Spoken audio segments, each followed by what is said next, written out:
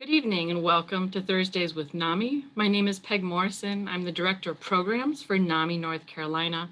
That's the National Alliance on Mental Illness North Carolina. And I'll be your host for tonight. I'm glad you're here. Thursdays with NAMI is our way of building conversations and building community around the topic of mental health. I'm so excited about our guest tonight. It's Charlotte resident Carla Carlisle. She's the author of a book, which I have to say is quite the page turner. You'll be on the edge of your seat as you read it. It's called Journey to the Sun, an unconventional quest of mother and son to love, light, and hope. We all need an uplifting title these days, I think, so check it out.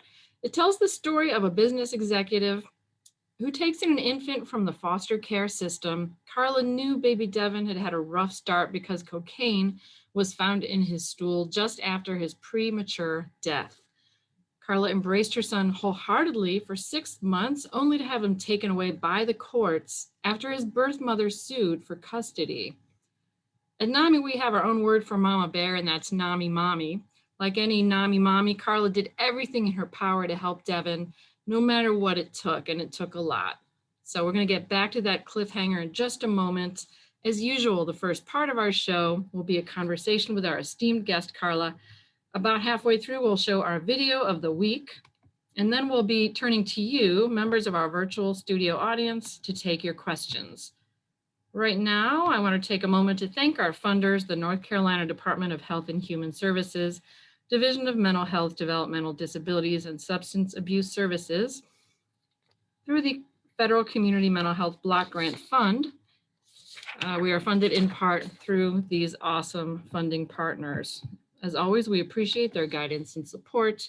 Now, without further ado, I am so pleased to introduce Carla Carlisle. She's an author, speaker, child and mental health advocate. She started her activism as a result of her 8-year battle to save her son from trauma. Welcome, Carla.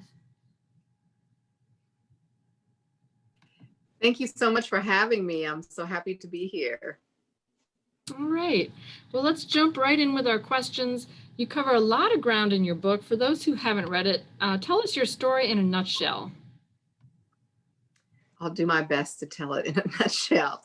So the book chronicles my 8-year journey to my son, my journey to motherhood. And it starts with just some background about my life in small town Indiana, moving to the DC area. But the focus of the book is really once I meet my son.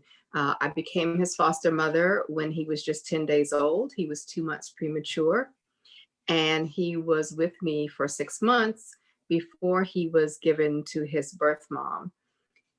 She had 25 pregnancies and 11 births, and she had lost the other 10 children to the foster care system. I got to know the birth mom and dad through the visitation process, and I knew that they had a lot of struggles. I must say at that time, I knew nothing about, honestly, I didn't know anything about trauma beyond car accidents. I really did not. I was very uneducated about it. And so I got to know them. And when my son was returned to his birth parents, I was very concerned about his safety. His parents, unfortunately, had a lot of trauma as children themselves, and it was something that was passed down from one generation to the next. So this was my firsthand experience with intergenerational trauma.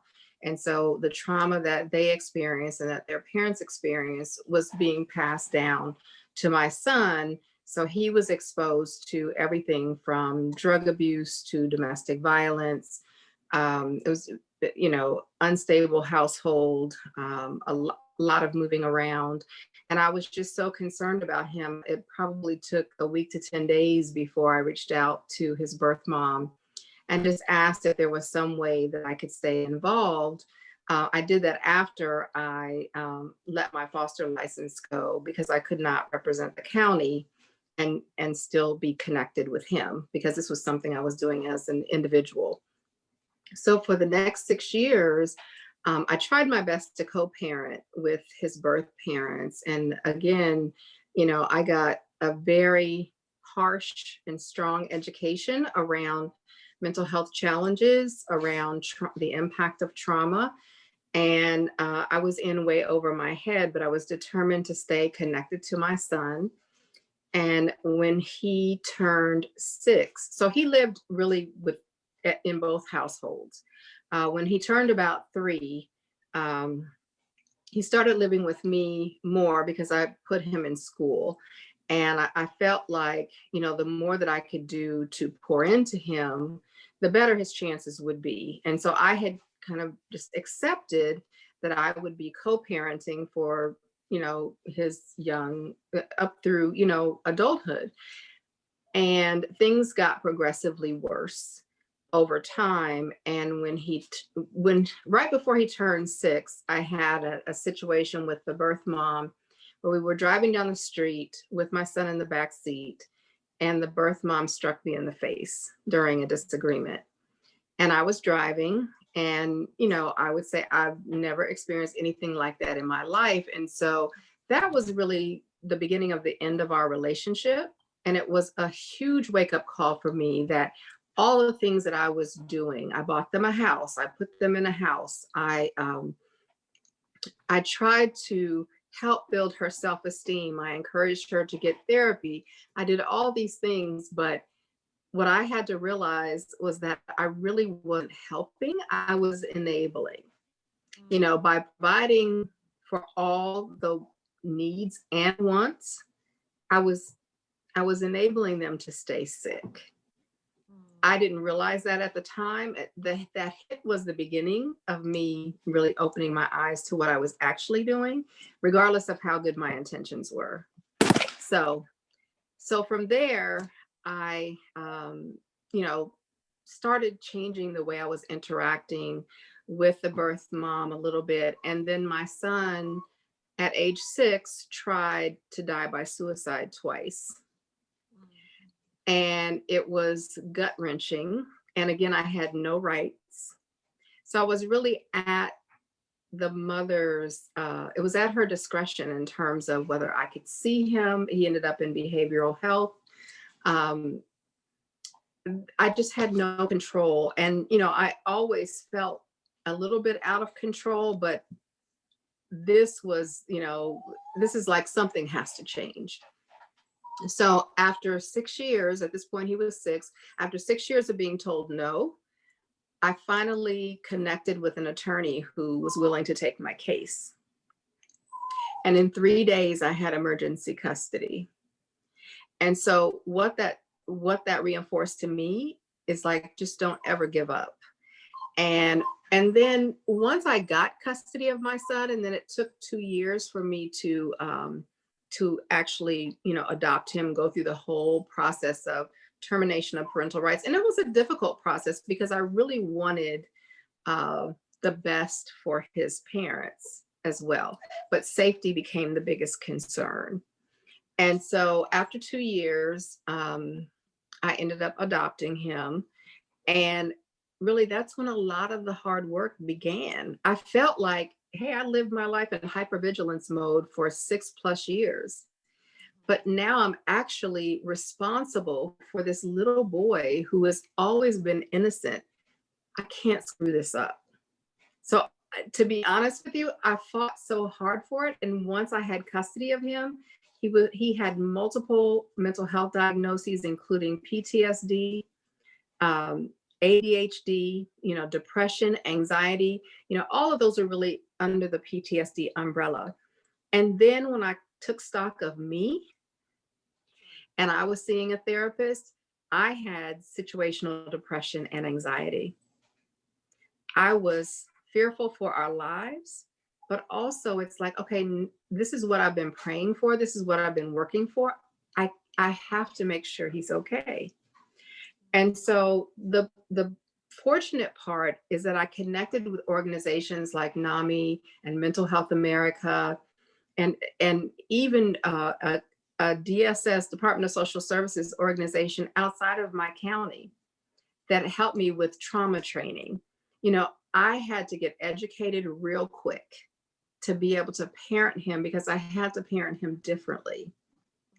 And so fast forward to now, all of that trauma my son experienced, and then I in turn experienced at a different level, really was so eye-opening for me. And it's one of those things like I couldn't unexperience or unlearn what happened. And so it brought me to advocacy and to really pushing, like, let's stop this stigma around mental health. What if his birth parents had received support as children? Their story could be very different. And so I have nothing but love and compassion for them, because if it wasn't for them, he wouldn't be alive. At the same time, I had to put his safety first. And that's what I did. And that's what I will always do. And now that when I talk about the story now, the book is called Journey to the Sun, but I went on my own personal journey and it was life changing. Yeah, boy, you got a crash course in the social determinants of health, the social determinants of mental Yes. health, trauma, Yes. behavioral health, addiction Yes. disorders. It's a lot. And before Devon, you refer to yourself in the book as kind of a workaholic or a party girl, work hard, play hard. That's Yes. pretty that's an interesting starting point for all that you went through. Talk Yes. about that. So let me explain the party girl thing, okay?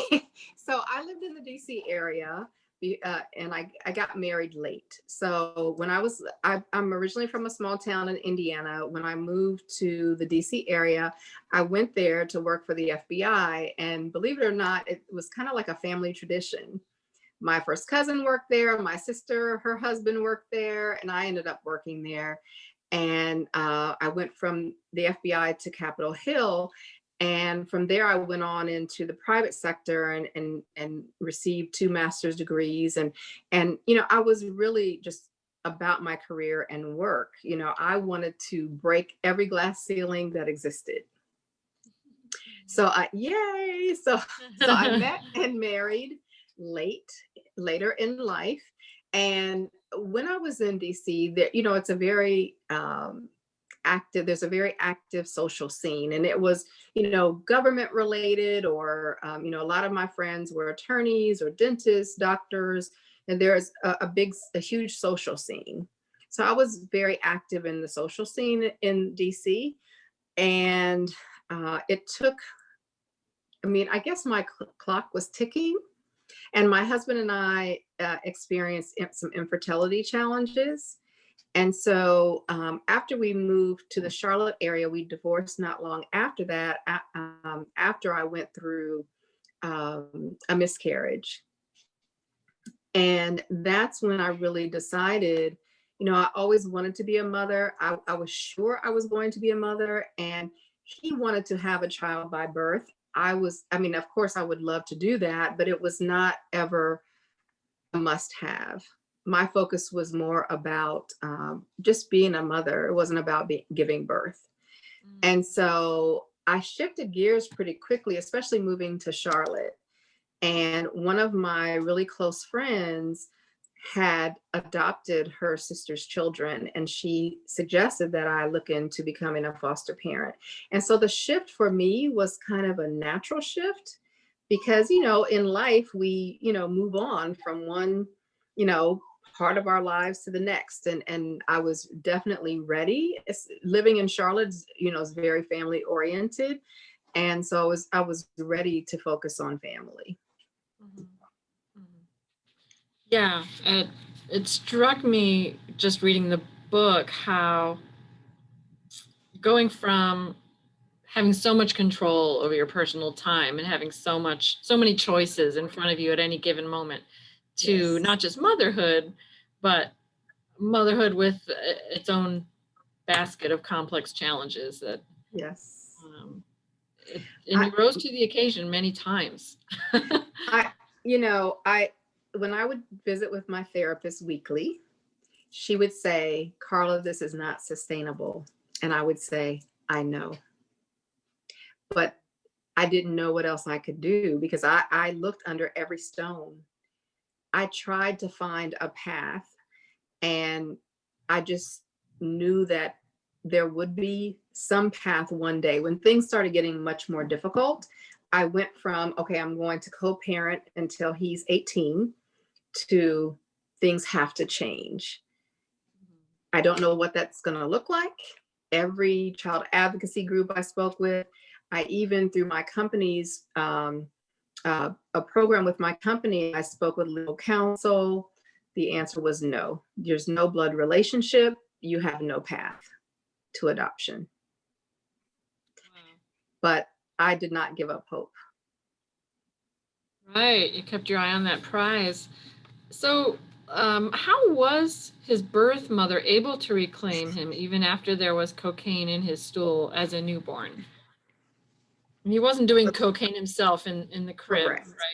right? So I'm going to give you my understanding of the situation. I will say, as a foster parent, he was my first and only foster child. And so I learned a lot through that experience. He had a social worker, he had a guardian ad litem. And they basically told me, when this court date occurred, like, Carla, you don't need to attend. No problem. This is just a standard court date. No big deal. And then I got this phone call saying, you have to pack him up. He's going back to his birth mom. I'm like, how could this happen? This is not a stable environment. And so what I was told basically was that the court ruled that because he had cocaine in his meconium stool and not in his bloodstream, that was not legally significant. I will say, and this is my commentary, that I've since learned, because I had to get educated myself, judges cannot be experts on every topic. And while I will say the court is much more knowledgeable around trauma and things of that nature, the judge can't know everything. It's up to social services or the guardian ad litem or whoever's presenting the case to make the case. Okay. And from what I understand, the case was not made. So did the judge understand that having cocaine in the stool was actually probably worse than the bloodstream? The reason he did not have cocaine in his bloodstream is because his mother was hospitalized for almost 2 months before she gave birth. But he had cocaine in his stool because of long-term cocaine use. Okay. So I summarize it by saying he was returned based on a technicality. My goodness, how heart-wrenching. And then you had to surrender him that day. Yes. That's amazing. It was worse than my divorce. It was the worst day of my life. It was, because I was sure, like, I felt like, does she have a crib? Does she have bottles? Like, is he going to be safe? Will his basic needs be met? And so forget my feelings, which I definitely had them. What's going to happen to him? There was no oversight. There was nothing. It was, he just goes to her and that's it. Wow. Carla, move on to the next child. My goodness. But then you did meet with her after separating yourself from the foster system. What was Yes. that first meeting like? Honestly, first it was on the phone, and when I called her, I feel like she was a little relieved too. I mean, it's pretty overwhelming. With her other 10 children, she had, she lost them at different times, but she had her mother to help her, during times when she did have them, and her mother had since passed away. And so it was a very difficult situation for her. And she was dealing with mental health challenges, I didn't know it at the time, but with drug abuse challenges and things of that nature. So she was pretty overwhelmed. The first meeting was probably awkward, but I just focused on him. And I think she did too. She knew that I was going to keep him safe. And so I started off with getting him on the weekends, and I got him every single weekend. And then it just evolved from there. Sure. So she was getting some respite. She was getting a break on Yes. weekends. Yes. And you tried to help them and sort of lift up their whole family, their nuclear family, even buying them a house. And what happened from Yeah. there? So the way I ended up buying them a house was that there were times when they were in motels, they were in different places, and they weren't safe. They weren't safe places. They were in one particular motel and there had been a murder there like some days before. I could not sleep at night thinking about, where is my baby? Is he okay? There was one time when they called me, they ran out of gas and they were in the car, and he had a bottle of milk and just a pamper on, and that was it. It was so disturbing, because again, I laid him on my chest, for those 6 weeks. I bonded with him. I didn't give birth to him, but he's my baby and always has been. He's always called me mommy. He called her mama. So they were in a house, and I was working with the landlord, and I was trying my best to keep the house in order. I would take over cleaning supplies. I would offer to help clean. It was kind of embarrassing to her. So she would say, oh, we'll clean, we'll take care of it. But it was really difficult for them to do so with what they were dealing with. So that house ended up having so many mice in it that a snake showed up. And I learned from Oh, no. someone that a snake showing up means that you have a lot of mice. So think Wow. about my 2-year-old in a house with mice running everywhere. Again, I couldn't sleep at night, right? So I found a house. It wasn't the most beautiful house. It was a nice, safe, comfortable house. And I put all my pennies together and I bought it. And I furnished it. And I had, donations from people, friends, family. Um, my family didn't know much of what was going on, but, a lot of people helped. And I put them in this house. And within not even a year, it started looking just like the previous house. I mean, I would have, it sprayed for bugs, and I would put food in the refrigerator and all those things, and it didn't matter. I just didn't, I was in over my head. I just did not know what I was dealing with. And there came a point where I had to just accept that I don't know what the heck I'm doing. These intentions are great, but I'm messing up here. I'm not helping. Yeah, that's difficult. It was kind What? of a like, Carla, who do you think you are moment. You can't fix, I'm seriously, like, I can't fix people, right? I can only control what I do, and I can help, but I needed help with how to do things the right way, because what I ended up showing my son, and yes, I'm being highly critical of myself, but I'm just being candid. What I showed my son by taking a lot of stuff from the parents was that I did not deserve respect. And I had to change that. So while my self-esteem went into the tank, I had to I had to realize that I was not helping my son or his parents. And so it came to the point, especially when he went into behavioral health, that I had to say, I have to be willing to lose him to save him. Because what I learned was that as the birth mother, if DSS took custody of him, she could say, I don't want him to go to Carla. Oh, And so I had to be willing to lose him potentially to save him. interesting. Interesting. So, yeah, definitely from the Mother Montea in the book, we get a sense that she grew up with chaos, and uh, she was a survivor of abuse and a lot of Yes. difficult situations herself. So the life and everything that she could offer Devon, her life included drugs and violence and squalor. Yeah. And as you mentioned, she hit you. So, um, Yeah, you kind of answered that question already, but it was just such a dramatic progression of the way the story unfolds. And I mean, I can put myself in your shoes and see wanting to accommodate, wanting to lift people up, to save your Hmm. son, and really to save the individuals who have known nothing Right. but I chaos. want I wanted her, she did not trust anyone, and I wanted her to see she could trust someone. I wanted her to see that people are innately good. That had not been her life experience.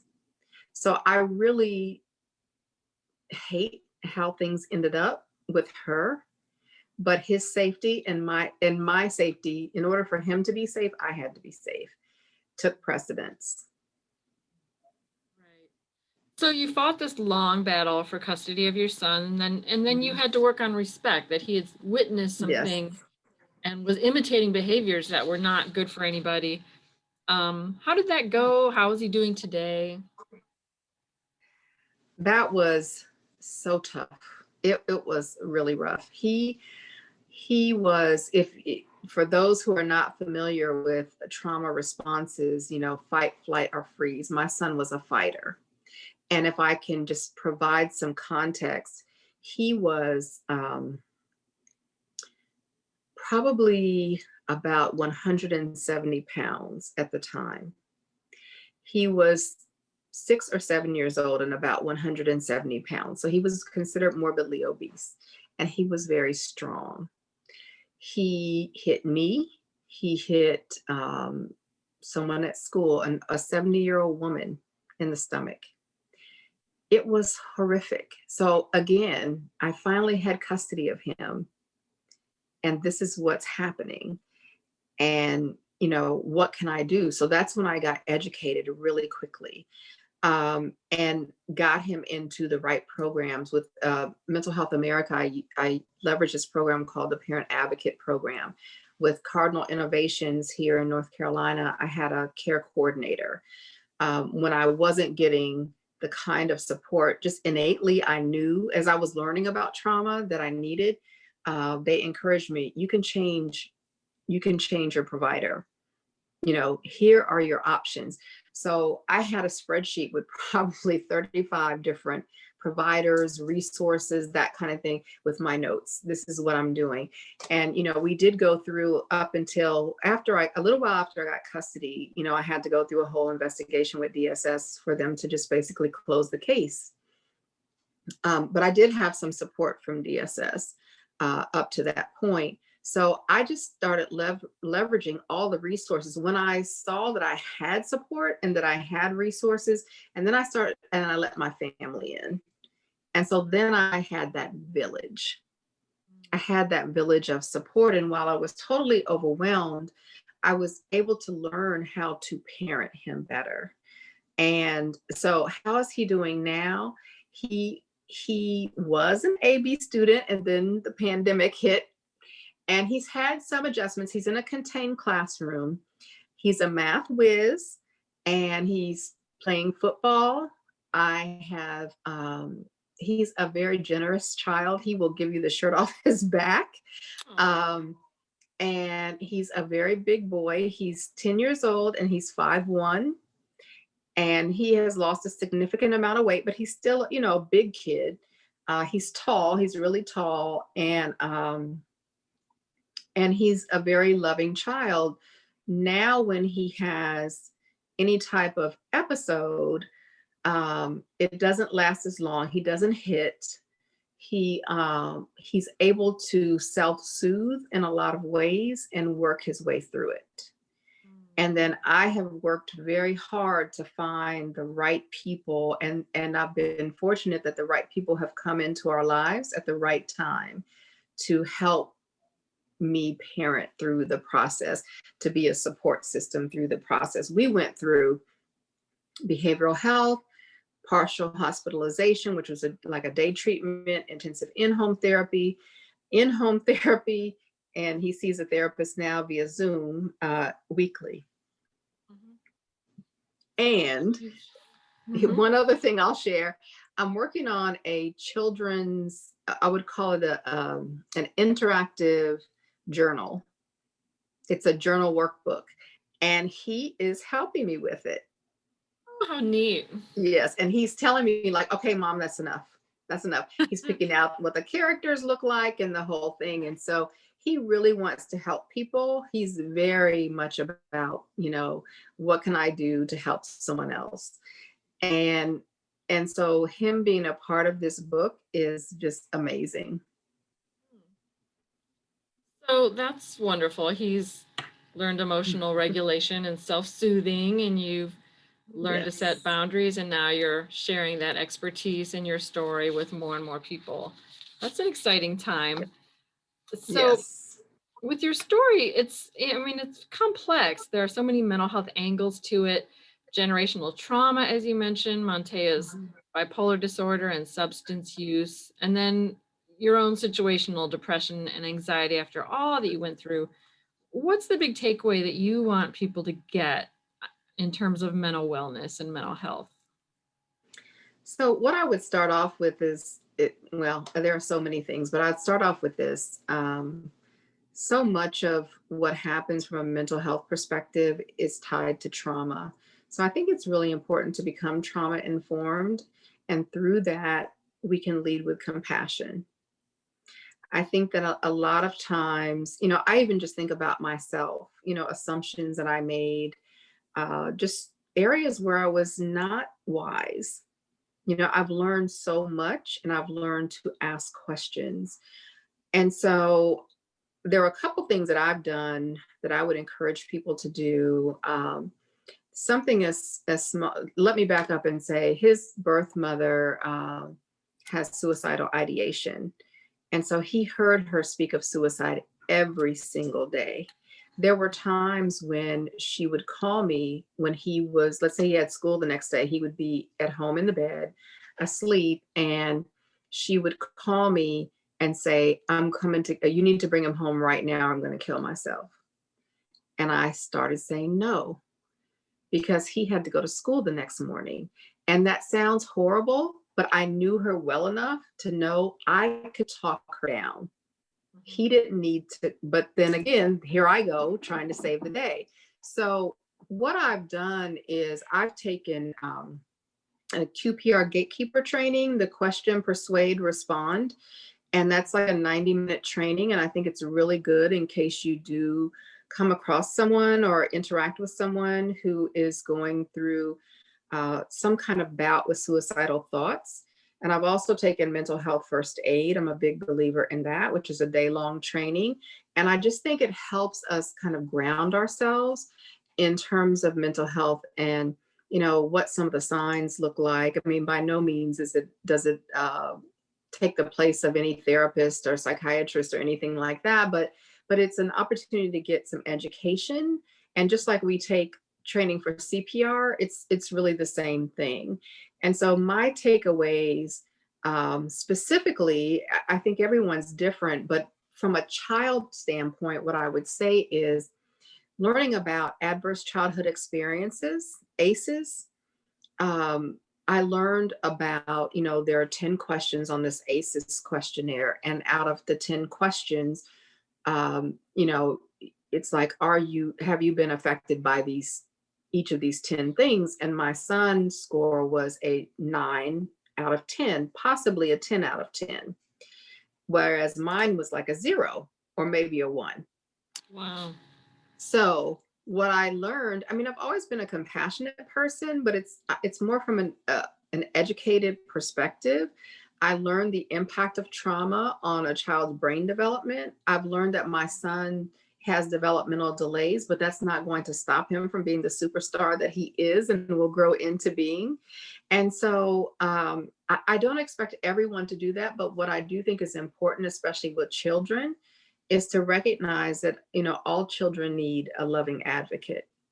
And even with adults, if there's someone in your family or even if it's you who is dealing with a mental health condition, everybody needs an advocate. Everyone needs an advocate. And sometimes, like, I've had to advocate for myself. Sometimes I'm not qualified to do that. I need help. And so I reach out to that person. And I see that there was made mention about Fonda Bryant, and uh, Fonda is someone who I admire greatly. And Fonda has been, I think I mentioned to you, she's in a documentary series that my son and I are featured in by Silent Images. It's called Compass and Light. And it talks about, and this is a great opportunity, people can go on their website and take a look and learn just at a high level with these 20-minute videos about depression, anxiety, PTSD. You know, there are, I think, 5 or 6 topics. And or through NAMI. I know NAMI has different training and education. I have taken I have taken different training, like the LEAP training. And I did that even though I no longer interact with his birth mother. I did that because it's, you know, how do you interact with someone who doesn't accept their mental health diagnosis? How do you support that person? And even though I don't interact with her anymore, I still wanted to learn how I could have better handled that situation. So that was a long answer. Hopefully that was helpful. Indeed. And one thing I'm pulling away from your comments is mental health literacy. We get so little of it in our core Yes. education, but mental Yes. health first aid, QPR, those will give you a feeling of confidence so that when someone needs Yes. that knowledgeable and compassionate response, we know we have the words and the tools to respond in a way until professionals can Mhm. come in and do their part. So yeah, I agree wholeheartedly. And Gary Yeah. mentioned Fonda Bryant as a QPR trainer. She's trained over 1,000 people in that Yes. skill. Yes. And Fonda has an amazing story. And what I've found is there's such a wonderful connection between those of us with lived experience and licensed professionals. You know, it takes that marriage to really give that whole holistic view. And there is so much value in someone who has lived experience. And so the other only other thing that I would say, my other takeaway from it is that, you know, my parents, they were married 66 years before we lost my mom last year. And my mom was a giver. And she taught us how to give and how to put other people first. What I learned through my experience is that my cup was empty. And I got to the point where I was running on fumes trying to take care of a child with real needs, special needs.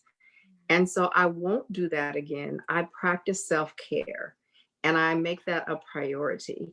And so one of the things that I'm focused on, and the topic of my next book, is going to be around caregivers and how to live a sustainable life as a caregiver, because so many of us as caregivers end up operating on E. That's right. Keep those oxygen masks on, caregivers. Yes. Um, Yes. so we'll look forward to that publication. We've got time for one more question, maybe two. Congratulations for being named Crisis Intervention Team, or CIT, Member of the Year in October of last year. And for those who don't know, CIT is a special training for law enforcement and corrections officers where they learn how to respond to situations where mental illness is a factor, de-escalate instead of ramp up the situation. How did you get involved with CIT? I just happen to have my award right here. Congratulations. Yay! That's So nice. thank you. It's beautiful. So I got involved with CIT through NAMI, and just through connections with different people. Um, Someone from NAMI asked me if I would speak on their consumer panel about our journey. And I went from speaking on the consumer panel to also participating in role play activities with the officers. And as the mother of an African American child, and having seen all the things in the news, you know, for me, touching law enforcement has really been a priority. You know, the more officers we can get trained, they go through a 40-hour training. And so I'm with them and work with them with NAMI for probably, I don't know, maybe 4 or 5 hours total out of that 40 hours. but they get to hear real life experiences. And I have used CIT in the past when my son was in crisis. And so, for anyone who doesn't know, if in your area they have CIT, which they do here in Mecklenburg County, when I called the non-emergency police number, I asked for a CIT officer. And getting a CIT officer ensures that there's an officer who knows how to de-escalate a person in a mental health crisis. I will share a quick story with you, and I'll try to be very brief.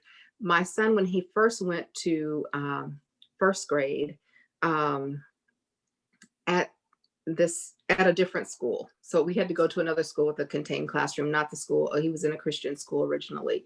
They didn't have the support we needed. So when he got out of behavioral health, he went into a different school, and he did a great job the first 4 days. And the last day, he had a big blow up. He was triggered by something, and the assistant principal had to restrain him, but he had him chest down on the ground, arms behind his back. And I have to tell you, as a mother, seeing my child in that position was devastating. It was so difficult. And I have pushed and insisted that the school get trauma training, and they are doing trauma training. And I'm telling you, I am just adamant about things like that. I mean, we need to understand that something that looks like aggression can actually be fear. And while everyone needs to be safe, I never want to see my kid in that position again. And so with CIT, we enact actual scenarios, and they learn, and I give them feedback, what they could have done, what they could have said, what could trigger, like saying calm down. Calm down doesn't calm anyone down. Never If has. anything, it's like you're ticking me off. Don't say calm down. So working with CIT and then having them support different events that I've given. I've done this like Fall Family Festival here in Mecklenburg County. CIT was right there. I'm a part of their family, and they really have embraced me. And there has been one time since I got involved with CIT that I had to call them for my son, and they were like, "Hey, we know you." It just so happened it was someone that I had been involved with the training, and I still keep in touch with some of the officers. And I just think the more training they have around it, I don't expect them to be social workers, but de-escalating is critical. And so I'm very committed. We do classes. Now, we haven't been able to because of COVID, but we're starting up again in February, and we typically do classes every few months. And the more first responders we can get involved, the better. I knew this was going to happen. Yeah, well, we're absolute dog people here, so not to worry about that. And I think maybe with that, we can show our video of the week, and then you can comfort your lovely miniature Doberman Pinscher there. We have a mascot. We're in between mascots right now, but with NAMI North Carolina, we are big dog lovers. So we're going to wrap up the interview. You are muted, Carla. They're still barking, so I was going to just let you continue, and then I'll jump back in.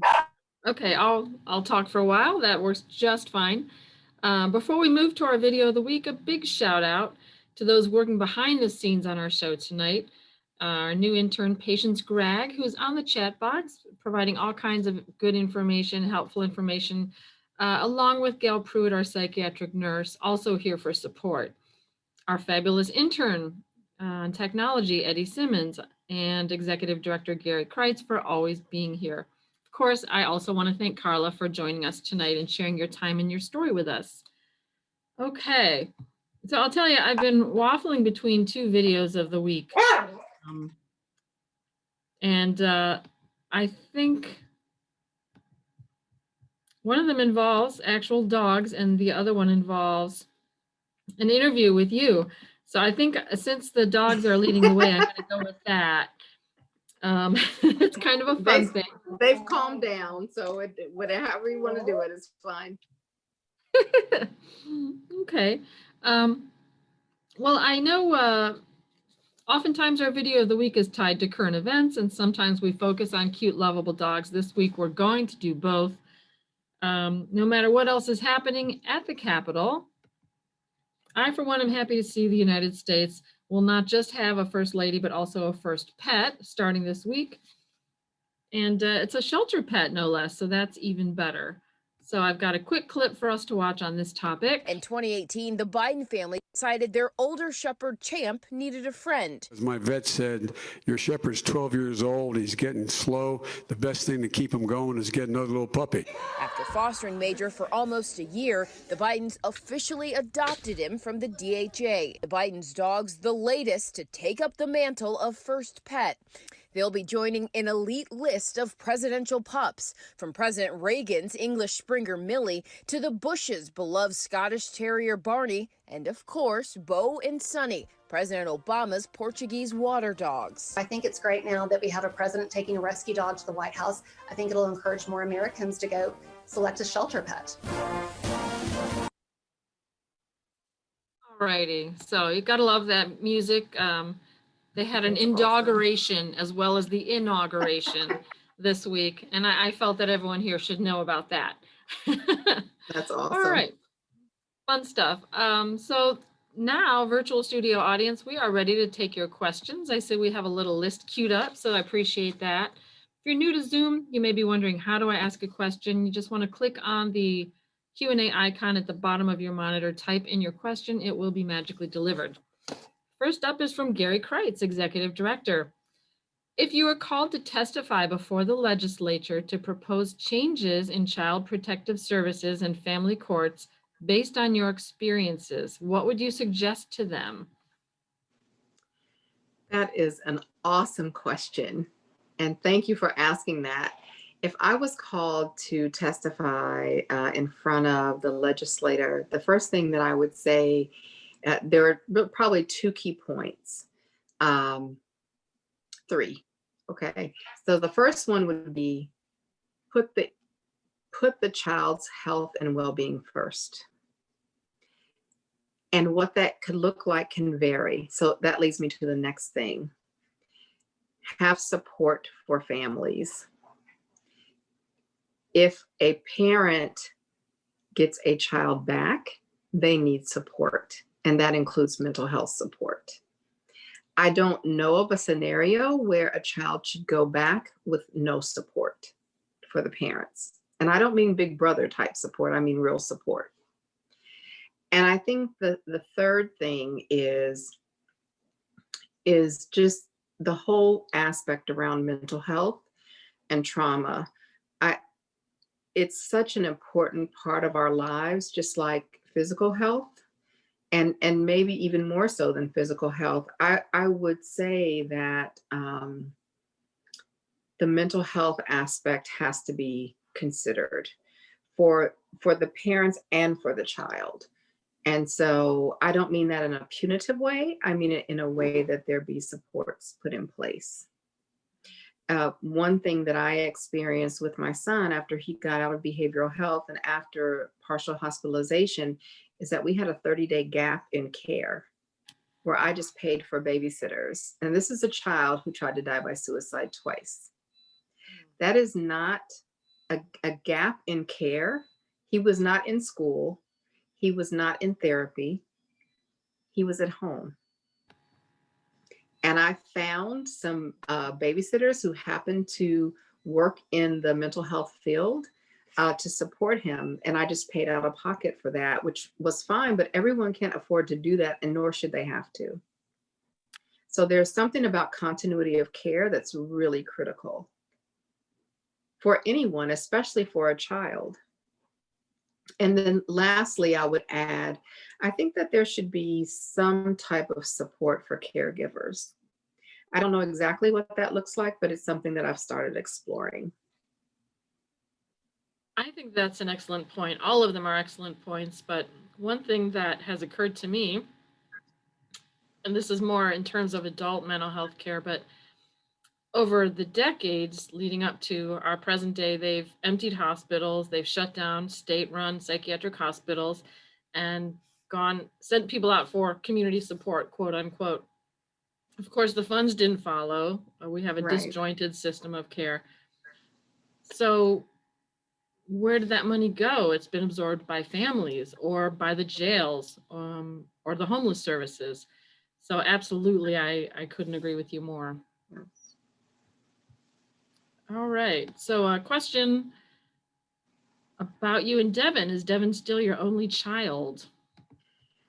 No. So I have two older sons who joined our family at around age 16. They came into our lives kind of by just circumstances and love, and they're now both 19. They're not blood brothers. One of them is a freshman in college at Livingstone College, and the other is working right now and getting ready to start trade school.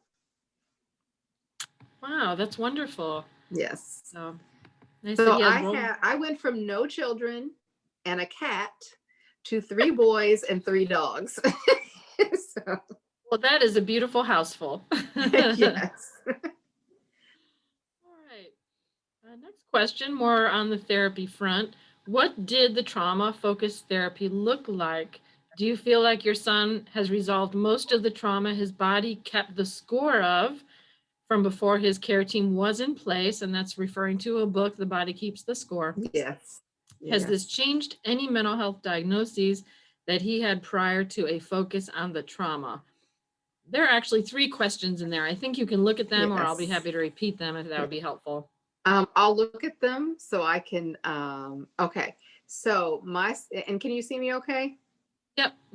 Okay. So my son underwent trauma-focused cognitive behavioral therapy, and he did that at a day treatment program.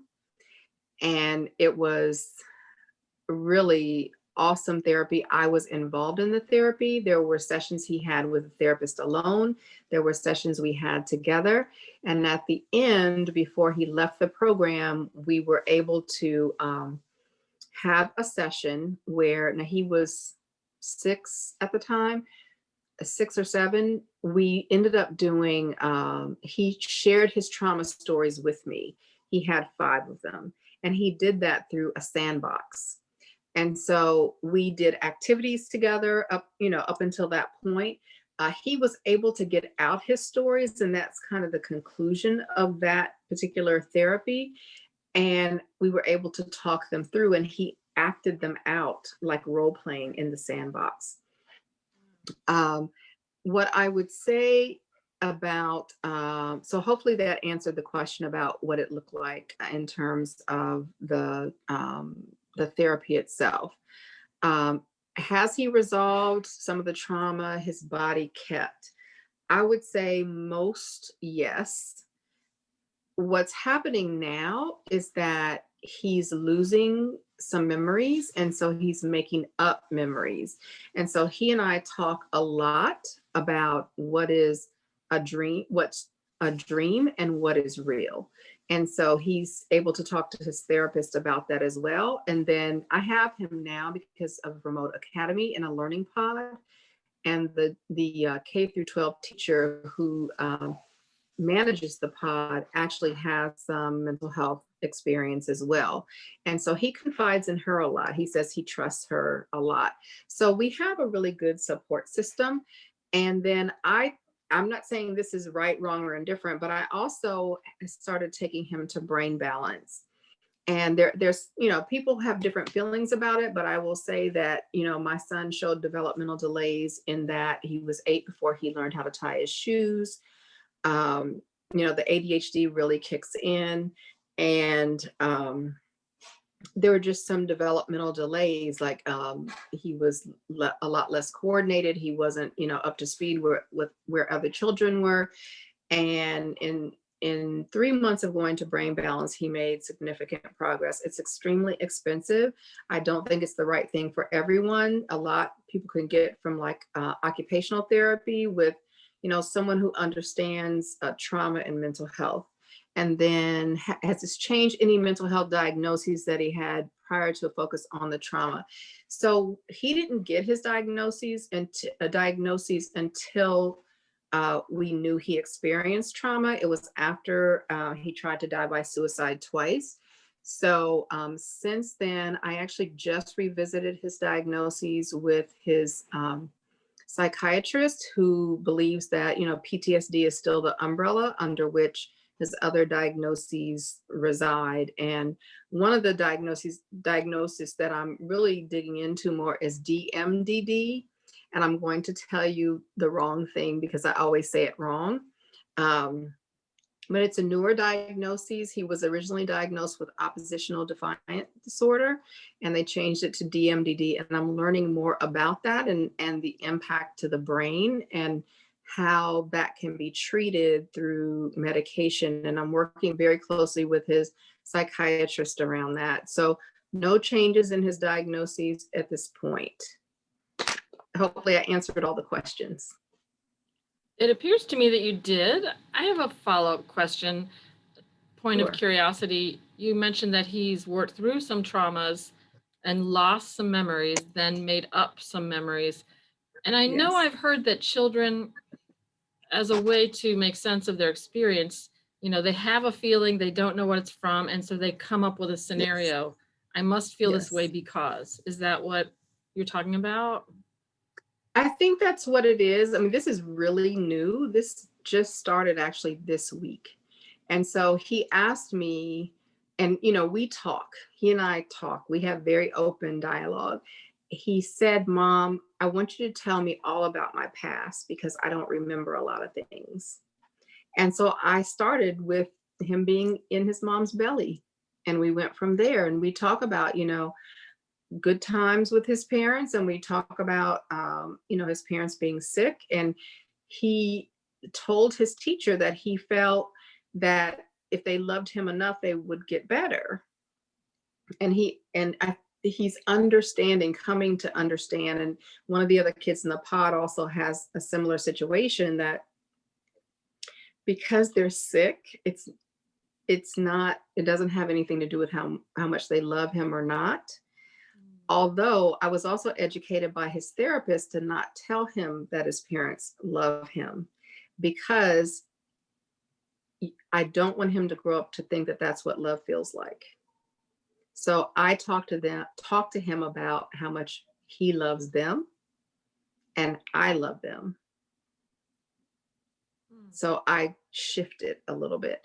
And so when he told me one of his memories, and I'll tell you what it was, he told me that he felt like he failed because he couldn't protect me when his parents pulled out guns on me. And I said, they did not point guns at me. I didn't know his parents had guns until my son's therapist told me that he said he found a gun under the couch.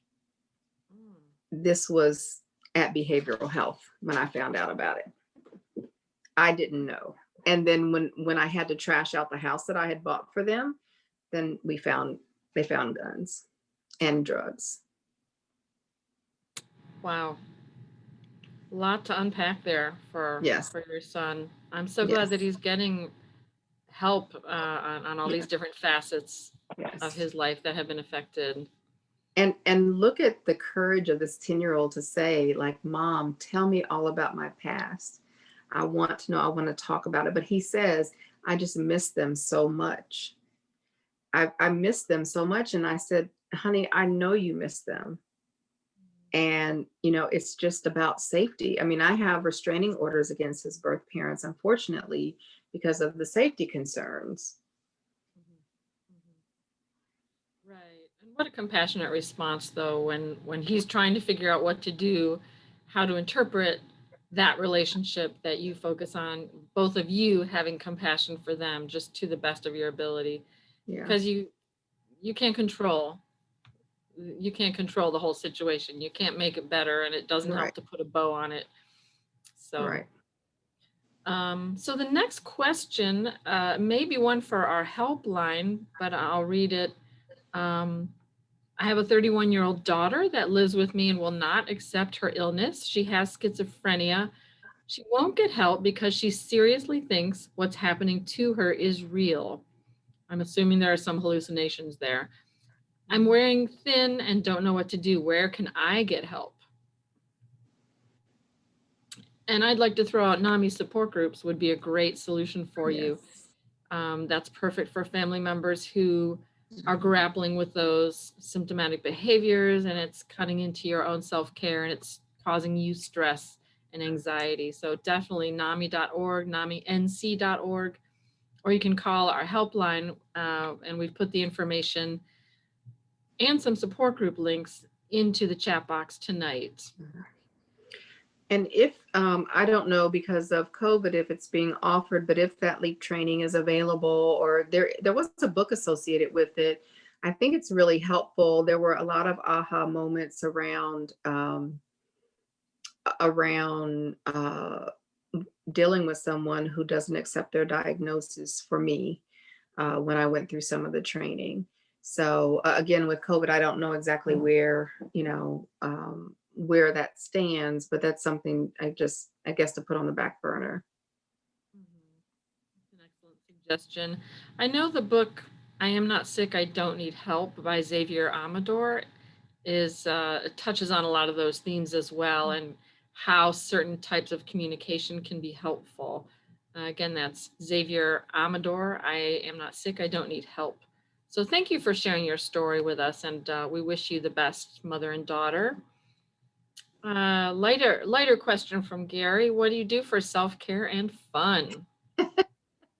What's that? No, I'm just kidding. I just said that I do it, right? So, I do a number of things.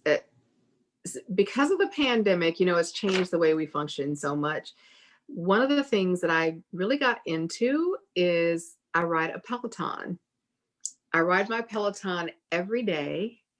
I do meditation on Peloton. I do strength training. I'm in some Facebook groups with other Peloton riders, and there's a sense of community. And I have a mentor through Peloton who checks in on me. Carla, how are you doing?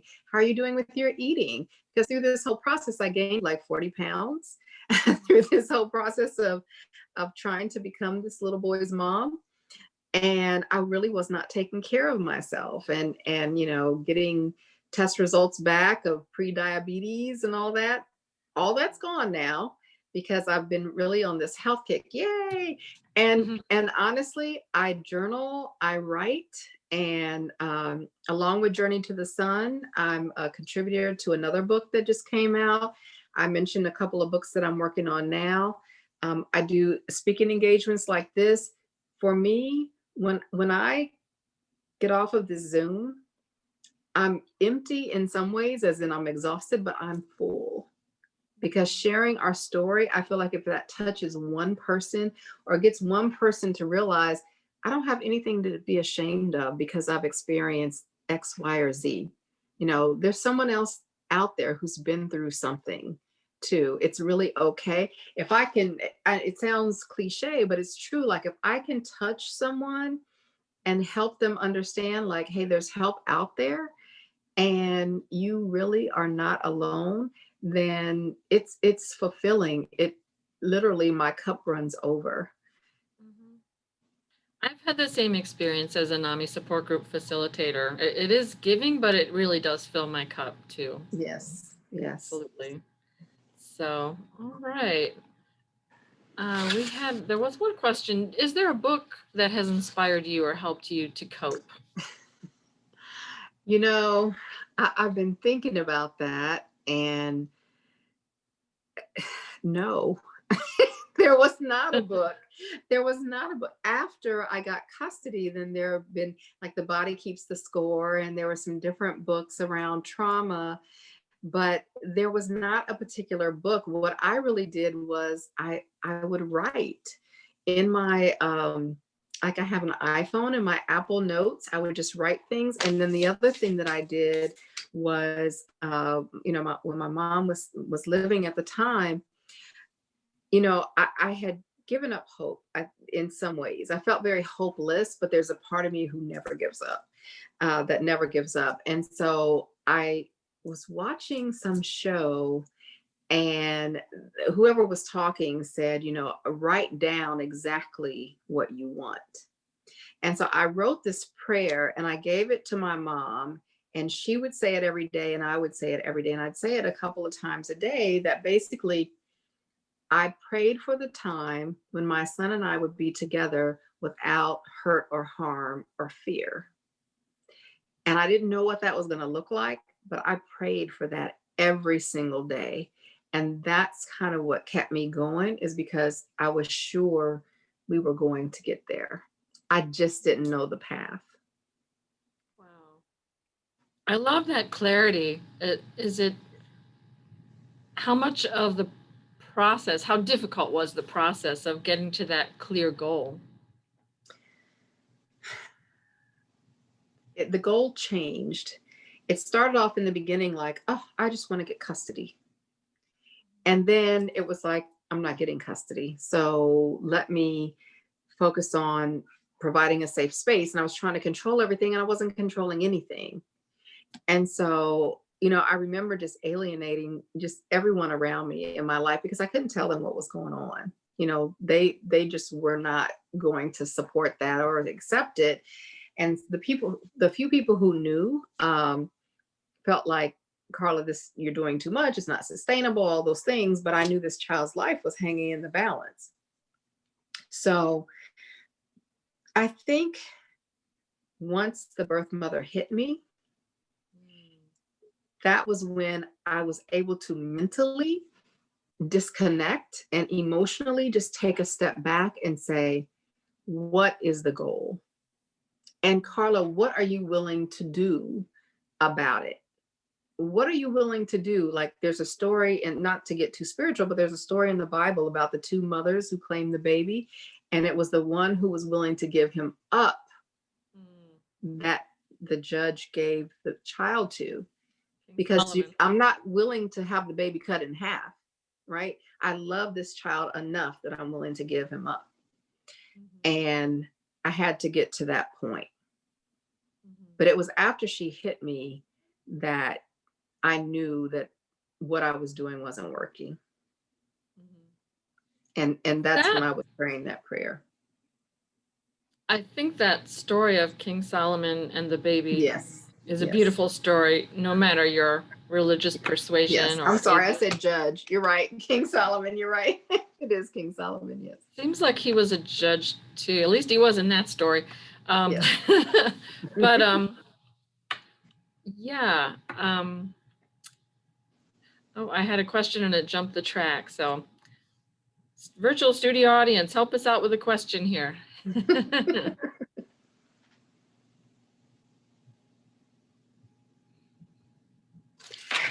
I do want to share one other thing, if I may, just about how things work. And I share this in the book, but so I mentioned that, I had talked to attorneys and child advocacy groups, and there was no path to adoption. And I went to see an estate planning attorney, because a friend of mine had a heart attack, and I was like, I better get my house in order, especially, I didn't have custody of my son. How can I provide for him but not give the parents all this money to just squander? Like, what can I do? So I met with this estate planning attorney, and in our discussion, she obviously came up with a great plan, but in our discussion, she said, I'm going to give you these 3 names of these family law attorneys, because I think you will need them one day. And I said, I'm not going to need them. I did need them. And I took that, I found that piece of paper, it was a little yellow sticky.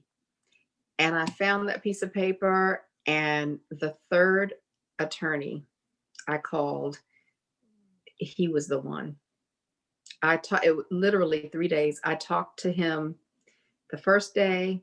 He said, do you have any paperwork, any evidence? I went with 2 briefcases full of evidence and paperwork and documentation. We did the paperwork the next day, and we were in court the 3rd day. I had emergency custody. And he told me about something called in locos parentis, in place of as if you are a parent. And I had everything to show that I had been parenting this child since he was a little baby. Right. And that he was not in a safe environment. Right. It was Good thing you're a record keeper. Yes. I can't say I was totally organized because of all the chaos that was going on, but I got everything together pretty quick. Right. And I'm wondering about that turning point for you. I mean, it's incredible to think that someone that you would buy a house for and support in so many ways would haul off and hit you. Is that what it took, though, to trump your compassion for her because she had been through so much? So I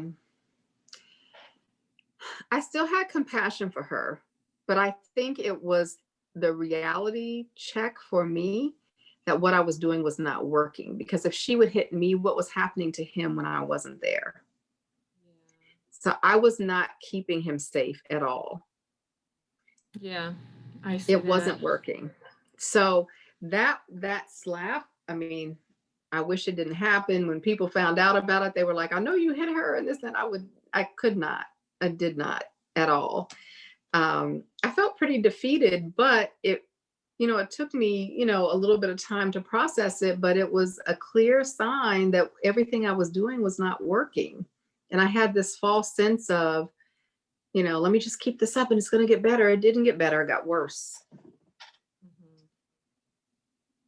I could understand that thought process that, you feel like if you just could give someone solid ground to stand on, then they could trust you and they could get their feet planted better, but it doesn't always go that way.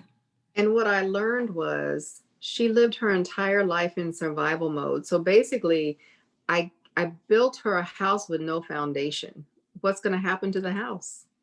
It's going to collapse every time.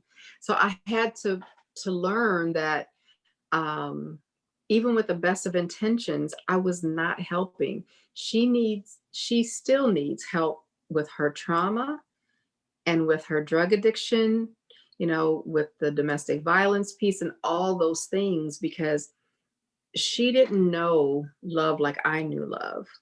I had a solid, very strong foundation built on love. We didn't have a lot of money. We weren't poor, but I had a loving home.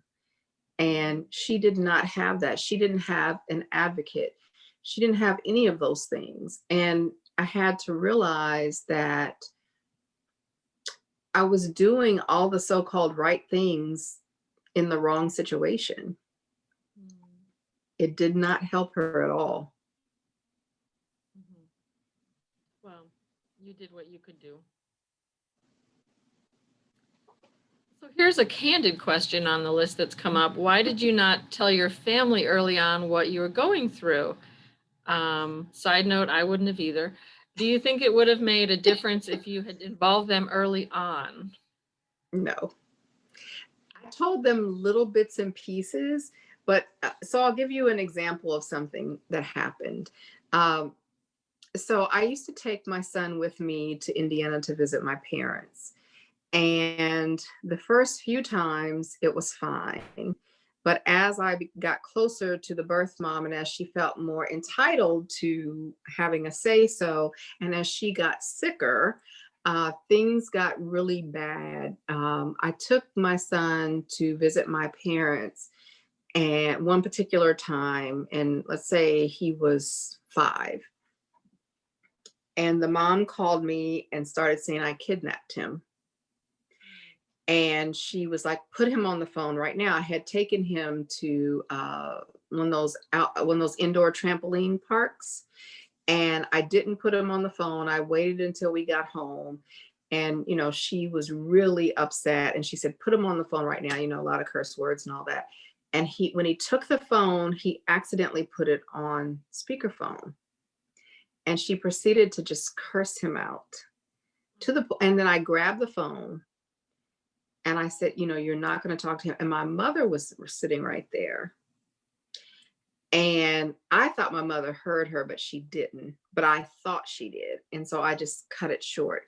And so she was telling me, her attorney came over, and she really did have an attorney.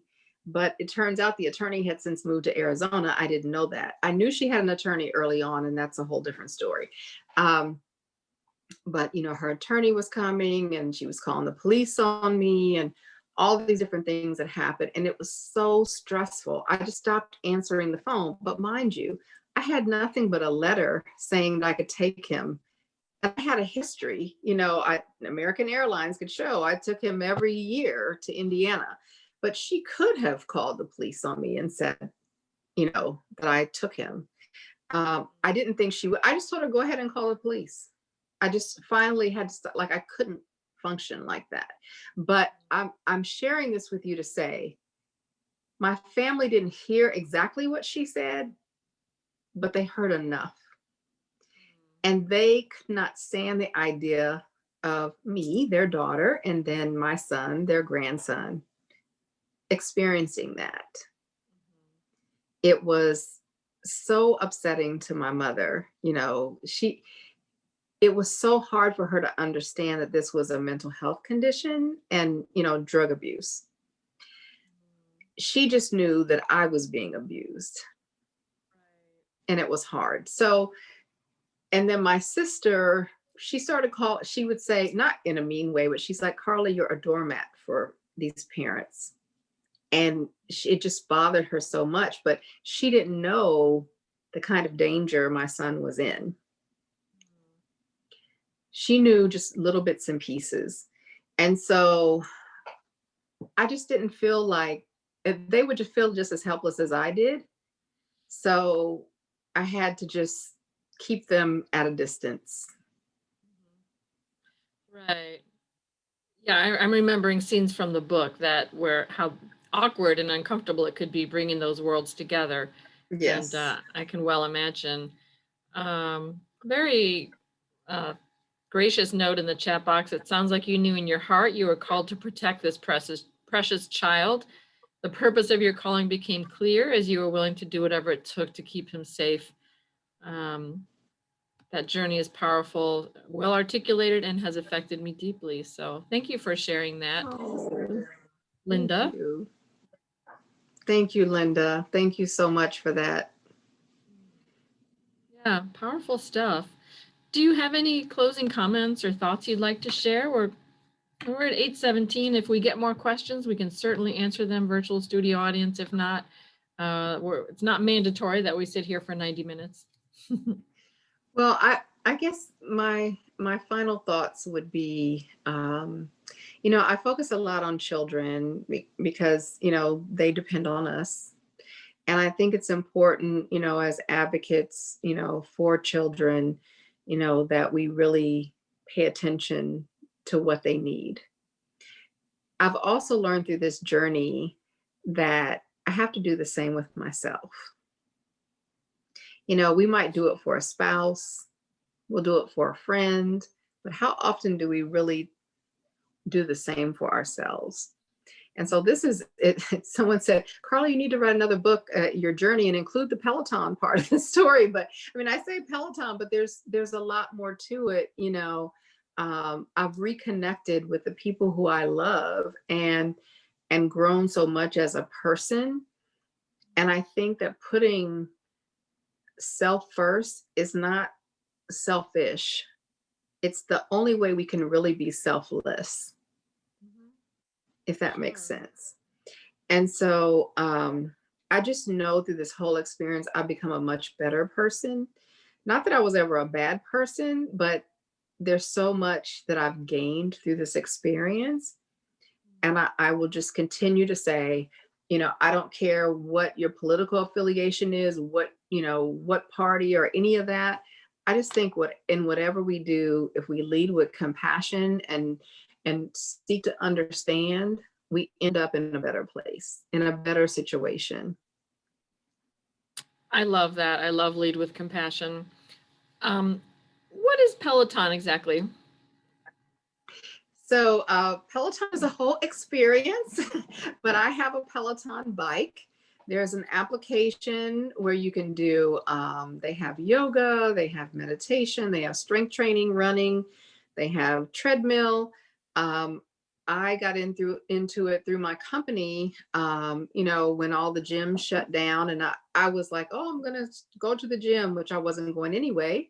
I bought a Peloton bicycle. It's a stationary bike, and they have live classes, they have on-demand classes, but there is a whole community now that I'm a part of, and I feel very supported in my fitness journey, which has in turn really helped me a lot emotionally. So it's a part of my personal therapy. Got it.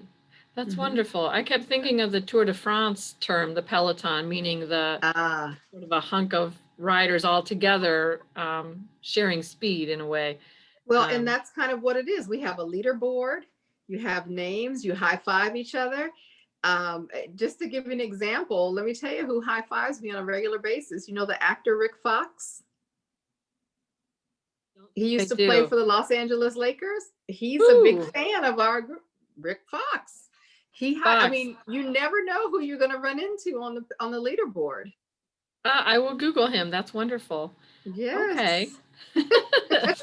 So I love that. Lots of inspiration there on a lot of different levels, sounds like. someone said Megan Fox, I might be interested. Well, there's a plethora of different people who join, who ride the Peloton.